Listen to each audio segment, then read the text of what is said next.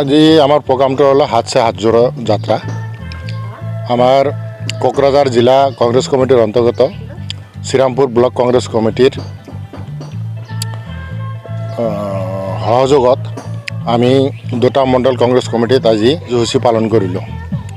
আৰু এই কাৰ্যসূচীত আমাৰ ৰাহুল গান্ধীজী সুদূৰ কন্যাকুমাৰীৰ পৰা জম্মু কাশ্মীৰলৈকে যি ভাৰত জোড়ো যাত্ৰা কৰিছিল, তাৰ ফলত মানুহৰ লগত মত বিনিময় কৰি যি অভিজ্ঞতা পাইছিলে, সেই অভিজ্ঞতাৰে আমাৰ ৰাইজক এখন চিঠি লিখিছে। সেই চিঠি আমি প্ৰতিটো মণ্ডলৰ অন্তৰ্গত বজাৰসমূহত দোকানপাট আৰু সকলো শ্ৰেণীৰ ৰাইজকে আমি চিঠিখন দিবলৈ সক্ষম হৈছোঁ। আৰু এই চিঠিত আজি ফাইলাগুৰি মণ্ডল কংগ্ৰেছৰ অন্তৰ্গত ইয়াৰ বজাৰত আমি চিঠি বিলি কৰোঁতে এনেকুৱা ৰাইজৰ আগ্ৰহ দেখিলোঁ যে মানুহে বিচাৰি বিচাৰি এই চিঠিখন লৈছে।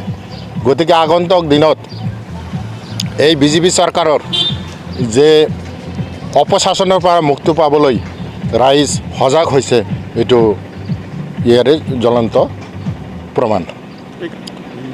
এইটো আমাৰ অসম প্ৰদেশ কংগ্ৰেছ কমিটিৰ নিৰ্দেশ মৰ্মে আমাৰ জিলা কংগ্ৰেছৰ সভাপতিৰ ওচৰত গাইডলাইনটো আছে, তেখেতে এই সম্পৰ্কে জনাব পাৰিব।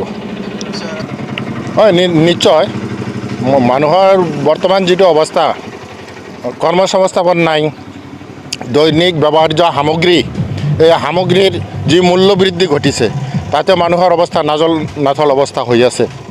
গতিকে ৰাইজক এইবেলি পৰিৱৰ্তন কৰিব।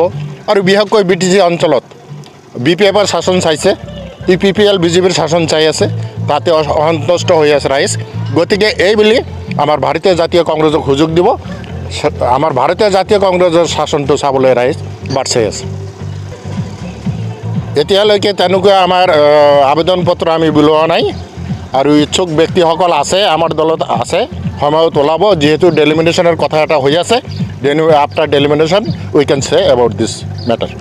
জিলা অন্তৰ্গত আমাৰ ফাইলাগুৰি আৰু ঠাকুৰপুৰ যিটো মণ্ডল কংগ্ৰেছ আছে, সেই মণ্ডল কংগ্ৰেছৰ অন্তৰ্গত আমি হাত সে হাত জোড়ো প্ৰগ্ৰামটো আজি নিৰূপণ কৰিলোঁ।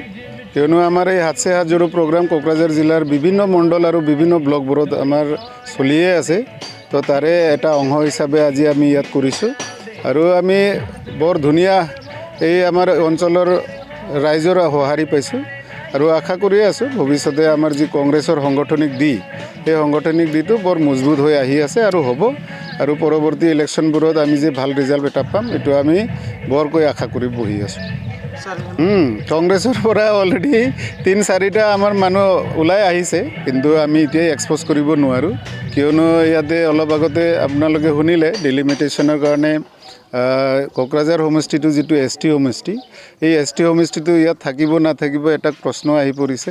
যদি ST সমষ্টি হিচাপে আহে, ST মানুহ আমাৰ 3জনমান অলৰেডি ওলাই আহিছে। আৰু যদি নন ST হৈ যায় কোকৰাঝাৰ লোকসভা সমষ্টিটো, তেতিয়াহ'লে আমাৰ আৰু বাগা প্লেয়াৰ বুলি ক'ব পাৰে, ৰাজনীতিকভাৱেও একদম বাগা প্লেয়াৰ আমাৰ কোকৰাঝাৰ লোকসভা সমষ্টিত ইহঁতে থিয় হ'বৰ কাৰণে সাজু হৈ আছে।